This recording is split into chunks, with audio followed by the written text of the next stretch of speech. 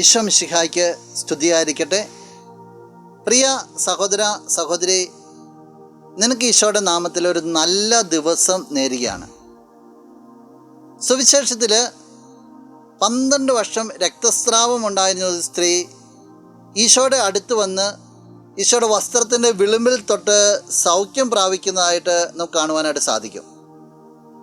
എങ്ങനെയാണ് ആ സ്ത്രീ സൗഖ്യം പ്രാപിച്ചതെന്ന് സുവിശേഷത്തിൽ വ്യക്തമാക്കുന്നുണ്ട്. വിശുദ്ധ മർക്കോസ് അറിയിച്ച സുവിശേഷം 5-ാം അധ്യായം 28-ാം തിരുവചനം. അവൻ്റെ വസ്ത്രത്തിൽ ഒന്ന് തൊട്ടാൽ മാത്രം മതി, ഞാൻ സുഖം പ്രാപിക്കുമെന്ന് അവൾ വിചാരിച്ചിരുന്നു. അവളുടെ ഒരു വലിയ വിചാരമായിരുന്നു, വലിയ വിശ്വാസമായിരുന്നു. ഈ ഈശോയുടെ വസ്ത്രത്തിൻ്റെ വിളിമ്പിലൊന്ന് തൊട്ടാൽ മാത്രം മതി.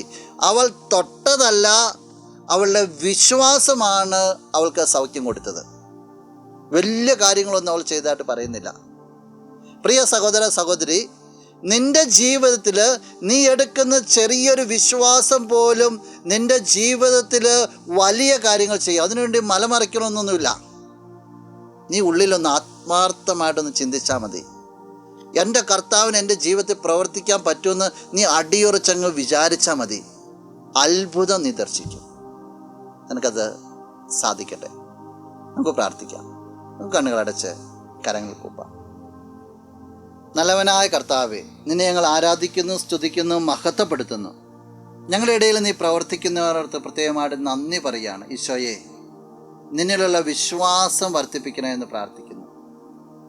നിന്നിലേക്ക് ചേർത്ത് വയ്ക്കുന്ന പ്രാർത്ഥനകൾക്കെല്ലാം ഉത്തരം കിട്ടുമെന്നും ജീവിതത്തിൽ എപ്പോഴും നീ ഇടപെടാൻ തയ്യാറാണെന്നുള്ളൊരു ബോധ്യം ഈ വ്യക്തിക്ക് നീ നൽകണമേ. സകലവിധ നന്മകൾ കൊണ്ട് നിറയ്ക്കണമേ, ഇപ്പോഴും എപ്പോഴും എന്നേക്കും. ആമേൻ. നീ എൻ്റെ സർവ്വം, നീ എനിക്കുള്ളവൻ, നീ എൻ്റെ സർവ്വം, എല്ലാറ്റിനും നിൻ ജീവനിൻ പേർക്കാ തന്നതിനാ. നീ എൻ്റെ സർവ്വം, എല്ലാ